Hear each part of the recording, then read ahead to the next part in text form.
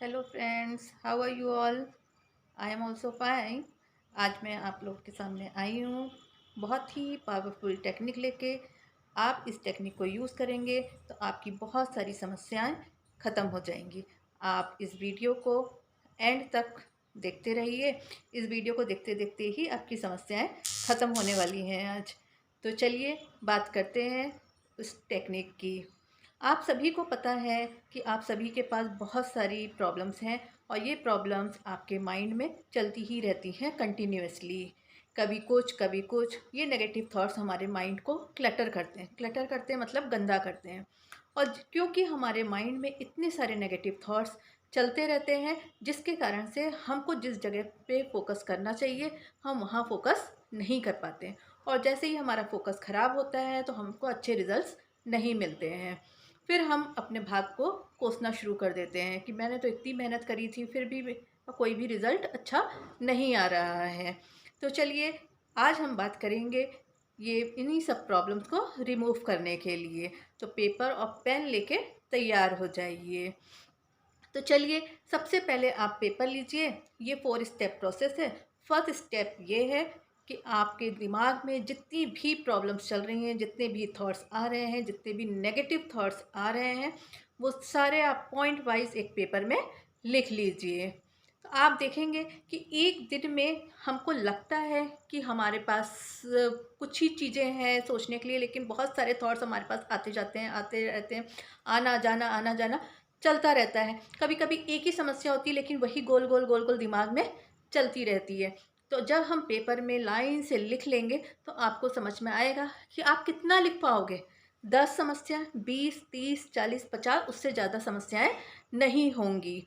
तो आपने आपने जब पेपर में आप सारी चीज़ें लिख लेते हैं तो उस समय आपको रिलैक्स फील होता है। और आप जैसे ही रिलैक्स हो जाते हैं, आपके दिमाग की जितनी भी चीज़ें थी आपने पेपर में लिख दी हैं, आप रिलैक्स हो गए हो। तो उस समय आपके माइंड में क्रिएटिव स्पेस बनना शुरू हो जाती है।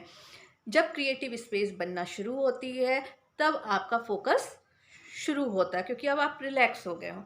जिस तरीके से हमारा घर का जो कचरा होता है उसको हम डस्टबिन में डालते हैं, इसी तरीके से जब भी आपके माइंड में कोई भी नेगेटिव थॉट्स आ रहे हैं आप उसको एक पेपर में लिख डालिए। अब आपने सारे पॉइंट वाइज आपने सब कुछ लिख लिया है।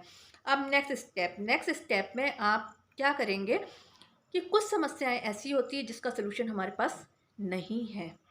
वो अनकंट्रोलेबल सिचुएशन है, वो हमारे वश में नहीं है। तो ऐसी सभी सभी समस्याओं के सामने आप क्रॉस करते चले जाइए। आपने क्रॉस कर लिया है, गुड। इसका एक मैं एग्जाम्पल दे देती हूँ अगर आपको नहीं समझ में आ रहा है। तो एग्जाम्पल है जैसे कि बच्चे ने क्लास 12th का पेपर दे दिया है।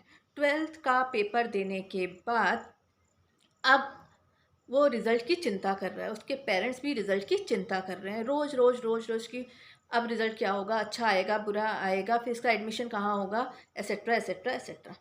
अब आप क्योंकि पेपर दे चुके हो, अब रिज़ल्ट आपके हाथ में नहीं है, तो उसकी चिंता अब आपको करने की ज़रूरत नहीं है, अपने दिन खराब करने की ज़रूरत नहीं है, बल्कि आप आगे की तैयारी कर सकते हैं उस समय। अब आता है हमारा प्रोसेस थर्ड। थर्ड स्टेप में अब आपने जो अनकंट्रोलेबल है उनमें तो क्रॉस कर दिया है, जो कंट्रोलेबल सिचुएशन है उसमें टिक करिए। कंट्रोलेबल समस्याएं वो समस्याएं होती हैं जिनका सलूशन हम निकाल सकते हैं। लाइक फॉर एग्जाम्पल, मुझे फिजिक्स नहीं समझ में आ रही, केमिस्ट्री नहीं समझ में आ रही है, मैथ्स नहीं समझ में आ रही है, बच्चों की आम समस्याएं होती हैं। मैंने एक एग्जाम्पल लिया। तो जब ये चीज़ नहीं समझ में आ रही है, जब आप पढ़ाई कर रहे हो, तो ये आपके लिए कोई समस्या नहीं है। इसका सलूशन आप ढूंढ सकते हो। आपको क्या प्रॉब्लम क्या आ रही है? क्या आपको कंसेप्ट नहीं समझ में आ रहा है, टीचर का पढ़ाया हुआ नहीं समझ में आ रहा है, क्या आप कोचिंग जाते हैं वहाँ भी नहीं समझ में आ रहा है, इतने यूट्यूब में वीडियोस हैं वो भी नहीं समझ में आ रहे हैं, या आपके पास बुक्स हैं आप बुक्स ठीक से रीड नहीं कर रहे हैं? प्रॉब्लम क्या है? क्या आपको कंसेप्ट ही नहीं समझ में आ रहा है, डेरिवेशन नहीं आ रहा है, न्यूमेरिकल नहीं आ रहा है, कि लिखना नहीं बन रहा है, कि डायग्राम बनाना नहीं आ रहा है? प्रॉब्लम कहाँ है? उस पर आप वर्क करिए। क्या आप पूरे समय मोबाइल लेके बैठे रहते हैं? क्या आपका डिस्ट्रैक्शन हो रहा है? आप अच्छे से प्लान आउट करिए। और पेरेंट्स भी अपने बच्चे पे ठीक से फोकस करें कि उसकी प्रॉब्लम एक्चुअल में कहाँ है। अगर आप प्लान आउट ठीक से करेंगे तो ज़रूर उसका सलूशन मिलेगा। तो ये कंट्रोल में है ये सिचुएशन। तो इस टाइप की जो प्रॉब्लम्स है उनमें आप टेक करिए। अब आते हैं स्टेप 4 में। स्टेप 4 जो है हमारा, उसमें अब हम एक नया पेपर लेंगे। अब इस न्यू पेपर में हमारे पास जो कंट्रोलेबल प्रॉब्लम्स हैं, जिनका सलूशन हम निकाल सकते हैं, उनको हम डिक्रीजिंग ऑर्डर में लिखेंगे। डिक्रीजिंग ऑर्डर मीन्स बड़े से छोटा। सबसे पहले हम वो समस्या लिखेंगे जो कि सबसे गंभीर समस्या है, उसके बाद उससे हल्की, फिर हल्की, फिर हल्की। इस तरीके से हम समस्याओं को प्रायोरिटाइज करेंगे। प्रायोरिटाइज करना मतलब जो सबसे कठिन है उसको सबसे पहले हम सॉल्व करेंगे, और जो हल्की फुल्की चीज़ें हैं उनको नीचे लिखेंगे। तो इस तरीके से आप देखेंगे कि अगर आपने फर्स्ट लिस्ट में 50 to 60 प्रॉब्लम्स लिखी थी, तो वो उसमें से कैंसिल हो गई। बहुत सारी प्रॉब्लम्स आपकी कैंसिल हो गई हैं, और अब आपके पास बचती हैं मुश्किल से 10। किसी के पास सिर्फ 5 होंगी, किसी के पास सिर्फ 7 होंगी, किसी के पास सिर्फ 4 होंगी।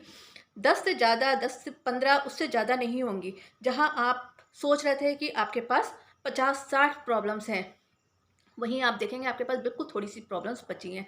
तो ये क्या हो गया, शॉर्ट लिस्ट हो गई प्रॉब्लम्स आपकी। अब आप क्या करेंगे, जो आपने जो पहले जो पेपर में जो सब कुछ लिखा हुआ था, उस पेपर को आप फाड़ देंगे या जला दीजिए या फ्लश कर दीजिए। वो समस्याएं ख़त्म हो चुकी हैं। अब आपके पास ये जो थोड़ी सी जो एक छोटी सी लिस्ट बनी है, इस पे एक एक दिन इस पे आप फोकस करना शुरू करिए, इसको प्लान आउट करिए।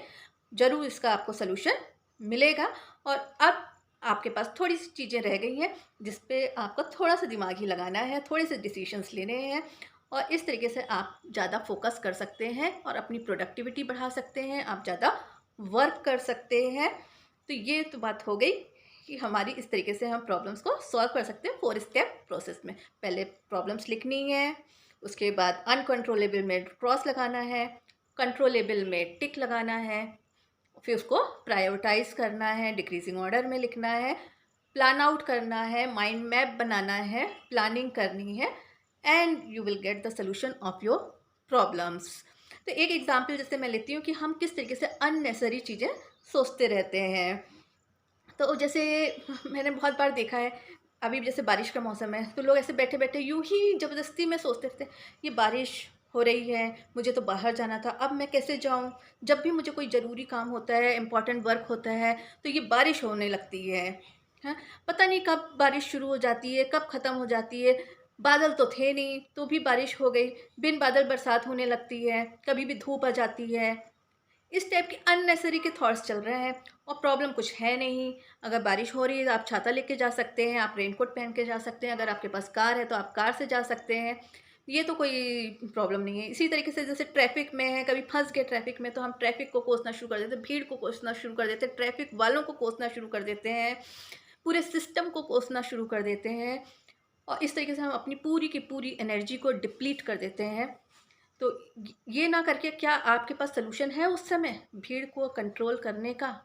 नहीं है आपके पास। अगर है तो उतर के आप कंट्रोल कर लीजिए भीड़ को, अगर नहीं है तो शांति से आप बैठिए, गाने सुनिए, अपने ऑडियो बुक सुनिए और रिलैक्स हो जाइए उतनी देर, थोड़ी देर के लिए।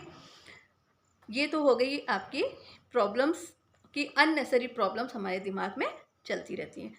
तो एक बहुत ही अच्छी चीज़ मैं बोलूँगी, और वो ये कि जिन प्रॉब्लम्स का सलूशन हमारे पास नहीं है, उसकी चिंता करने की ज़रूरत नहीं है, और जिन प्रॉब्लम का हमारे पास सलूशन है, उसकी भी चिंता करने की ज़रूरत नहीं है। तो इस तरीके से चिंता करना ही क्यों है, हमको तो एक्शन लेना है। एक्शन लेके हमको प्रॉब्लम्स का सलूशन निकालना है। This is all for today. Thank you very much. Please subscribe my channel, like, share and comment. Thank you very much.